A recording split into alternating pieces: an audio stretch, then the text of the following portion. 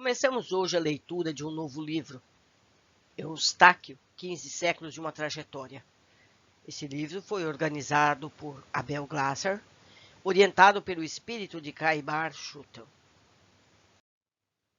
Esse livro conta a trajetória de um espírito em seu caminho evolutivo. Com essas narrativas, poderemos entender nossas próprias vidas, comparando ações e consequências de nossos atos. Nessa senda, Eustáquio encontra muitos outros espíritos que conhecemos por fatos históricos e assim percebemos o progresso do tempo. Vemos Napoleão Bonaparte, Joana d'Arc, João Calvino, Carlos Magno, algumas das personagens históricas contemporâneas de Eustáquio em suas reencarnações. Grupo de Estudos, Caibar Schutel. Prefácio.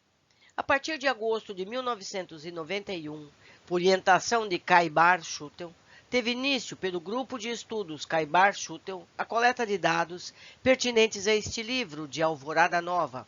Alvorada Nova é uma colônia espiritual. O método utilizado foi o da vidência simultânea de vários médiuns, concomitante à orientação psicofônica de um mentor, confirmando, corrigindo ou complementando relatos, tudo gravado, transcrito e sistematizado.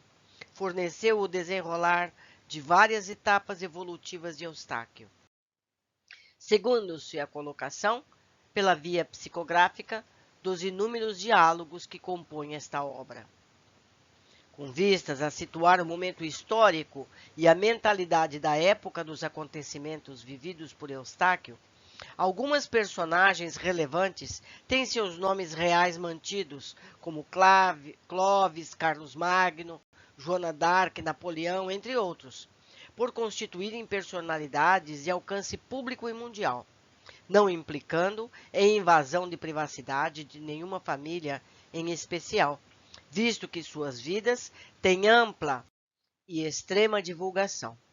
Quanto às demais individualidades que se envolveram com Eustáquio ao longo dessas suas encarnações, têm seus nomes verdadeiros trocados, com vistas a preservar suas identidades. Cuidou-se de não revelar detalhes muito abertos de suas existências, como datas, locais e situações, pois que não seria difícil a pesquisa pertinente às descobertas de muitos que compartilharam desse retrato evolutivo. Algumas localidades propositalmente mudadas para evitar o reconhecimento e a identificação de pessoas, famílias e instituições. Nada, porém, do que foi mudado prejudica o entendimento histórico e lógico da obra. Menções à Igreja Católica, Ordem Beneditina e outras instituições não espelham, de certo, o procedimento da totalidade de seus membros, mas sim uma evidente fase histórica, por todos nós conhecida, como as moedas que possuem dois lados. Tem a história e seus bons e maus caminhos a mostrar. Logo, Eustáquio teve a oportunidade de conhecer ambas as faces de muitas instituições e pessoas. No que se refere a posições geográficas, regiões, países, cidades, para melhor entendimento do leitor, os lugares por onde Eustáquio passou têm seus nomes contemporâneos atualizados. Considerou-se melhor, por exemplo, identificar a França do que Reino dos Burgúndios. Não obstante, saber-se que este ficava ao lado do Reino dos Francos, na época inicial da trajetória da personagem central dessa obra, e a França, propriamente dita, então, nem existia ainda, não é verdade? Da mesma forma, no tocante a aspectos mediúnicos, médium, passe, fluido, entre outros, a terminologia usada, via de regra, segue a nomenclatura atual, com vistas a facilitar, com rapidez, a compreensão das experiências medianímicas vivenciadas. A evolução dos espíritos não ocorre de forma imediata e célere. Há uma depuração lenta, mas progressiva. Depende de uma reforma íntima e dos atos de cada um. 1500 anos, portanto, seriam insuficientes para quem quer que seja tornar-se perfeito. A primeira encarnação de Eustáquio, apresentada nesse trabalho, não representa de forma alguma, e óbvio, o início de sua caminhada no reino nominal.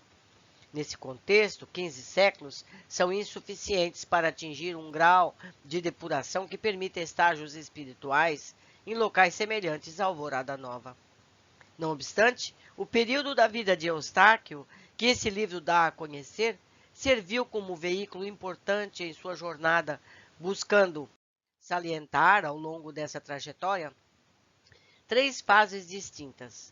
A primeira o apresenta como um ser mau e vingativo, onde predominam sentimentos menos nobres que lhe ocasionam grande endividamento.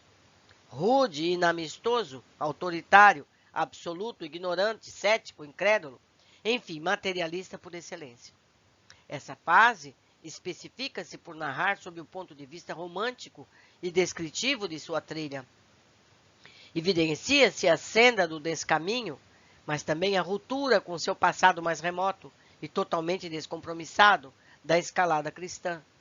Eustáquio comete desatinos, surpreende-se com suas incursões no plano material, julga-se materialista convicto, mas fragiliza-se em determinados momentos de sua caminhada ante a força do amor e do acompanhamento de seus mentores e de sua colônia.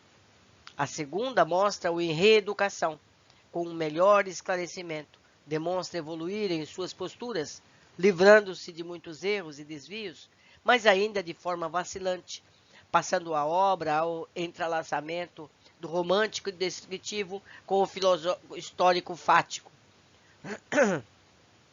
Inúmeras passagens e figuras da história marcaram esses 500 anos do seu trilhar reeducativo. Não se deve imaginar que os 5 séculos seguintes sejam plenamente regeneradores e belos, próprios de um missionário que reconheceu totalmente seus erros e está em pleno caminhar de amor e luz, pois seria uma visão equivocada. Entretanto, vemos neles a retificação de muitas de suas atitudes.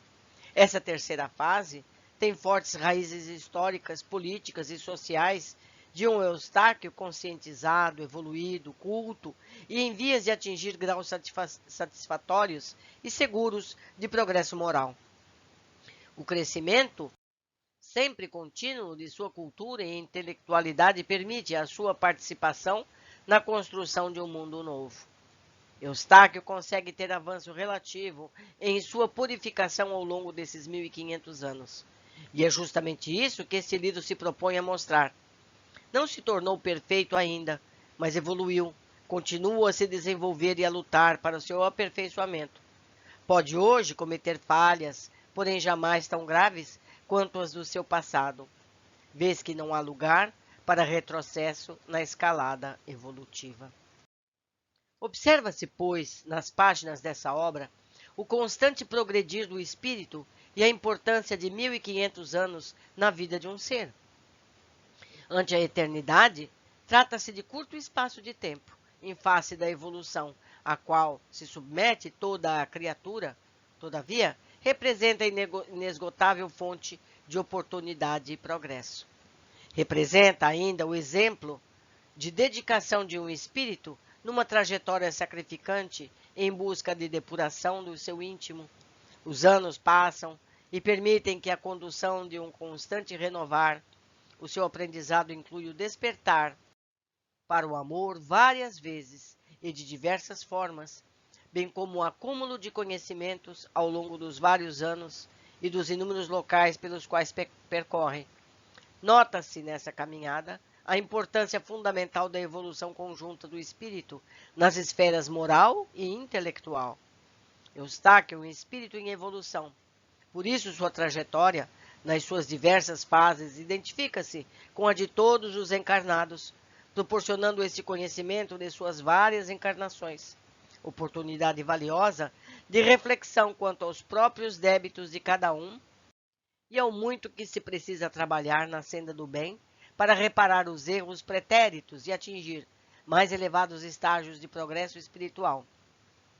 A exemplo dos livros anteriores de Alvorada Nova, não sou o criador dessa obra, ocupando apenas a posição de seu coordenador e organizador, cabendo a Caibar Schutter o lugar de autor verdadeiro ou espiritual. São Paulo, 19 de setembro de 1992, Abel Glasser. Esclarecimentos necessários.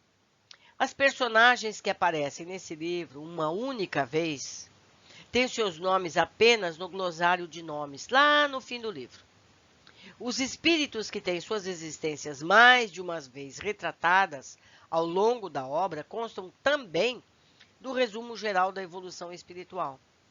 Os nomes históricos estão relacionados no índice remissivo. Nota da narradora.